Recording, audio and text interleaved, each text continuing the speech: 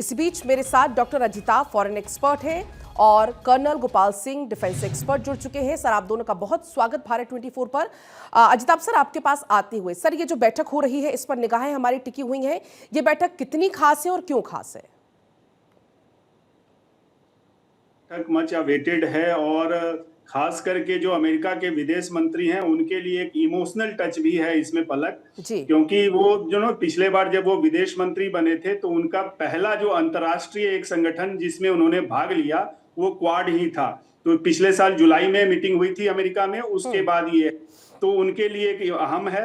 दूसरी तरफ अगर देखें तो ये एक लोकतांत्रिक देश जो चार हैं, अमेरिका, भारत, ऑस्ट्रेलिया और जापान, ये चारों लोकतांत्रिक देशों का ये संगठन है। और कहीं ना कहीं चूंकि हिंद महासागर की बात होती है तो चाइना की विस्तारवादी नीति को का अपोज करते हुए एक तरह से ये लोकतांत्रिक देशों का संगठन है। और इसका मेन उद्देश्य है कि जो ब्लू इकोनॉमी की हम बात करते हैं, सामुद्रिक व्यवस्था की हम बात करते हैं, पीसफुल जो प्रशांत हिंद प्रशांत की बात करते हैं, उसमें इसका बहुत बड़ा योगदान है। और खास करके अभी जो हॉर्मुज में क्राइसिस हुई है, ये तेल गैस की ऊर्जा संकट के ये चारों देश में तीन जो मुख्य देश हैं, जापान, ऑस्ट्रेलिया और इंडिया, ये तीनों सबसे ज्यादा अफेक्टेड हैं हॉर्मुज क्राइसिस से।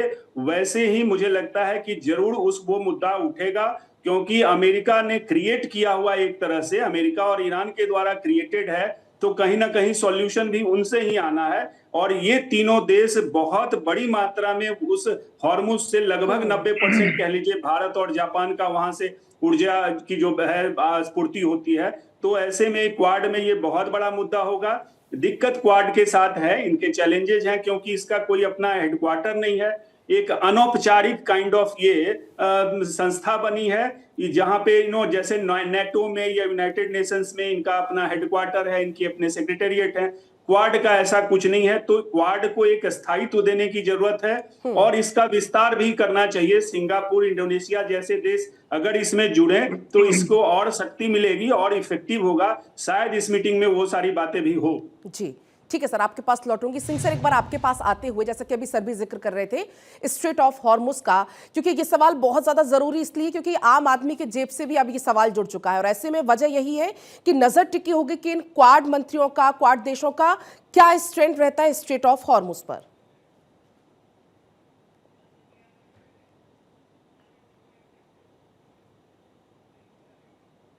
गोपाल सर।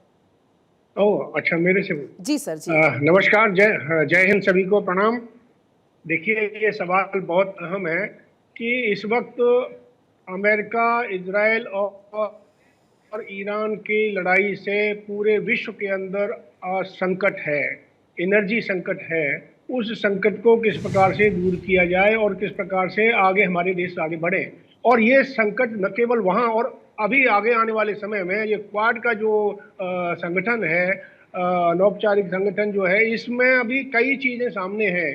अब ये इंडो पैसिफिक ओशन को आप लीजिए, यहाँ पे मलक्का स्ट्रेट लीजिए, या जापान, ऑस्ट्रेलिया, भारत, चाइना जो है एक्सपेंशन पॉलिसी के तहत ये एक्सपेंड कर रहा है चारों तरफ, उसको किस प्रकार से काउंटर किया जाए। दूसरा, यदि एनर्जी को सही तरीके से सब पूरे विश्व के अंदर लेकर के जाना है तो स्ट्रेट ऑफ हॉर्मुज को खोलना होगा।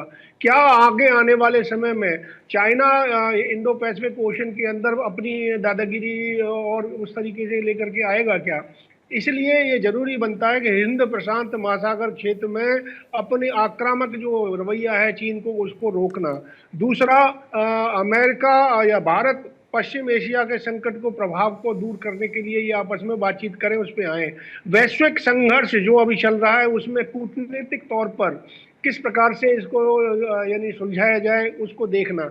उसका यूक्रेन और गाजा के अंदर जो संघर्ष चल रहे हैं उनके ऊपर भी यदि शांति पूर्ण तरीके से उनको भी सुलझाया जाए, उसके ऊपर भी बात होने की संभावना है। आर्थिक सहयोग और कनेक्टिविटी के ऊपर भी बहुत बातचीत होने की संभावना है।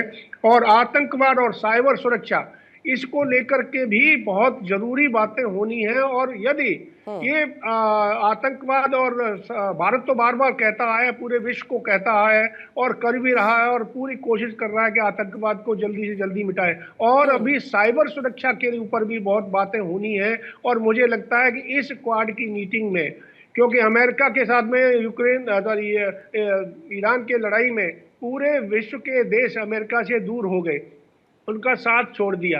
लेकिन अब किस प्रकार से, अभी ट्रंप साहब गए थे चाइना जाकर के उन्होंने चाइना से बातचीत की, लेकिन वहां से खाली हाथ लौट करके आए। तो अभी उनको दिखता है कि भारत को अपने साथ में लेना और भारत को साथ में लेकर के आगे बढ़ना उनके लिए भी मजबूरी है। और यही ट्रंप साहब ने कल कहा है कि Bharat, India is my friend and Modi is my friend. So now things are changing to greater extent, और ये आगे आने वाले समय में भारत का बोलबाला चारों तरफ होने वाला है।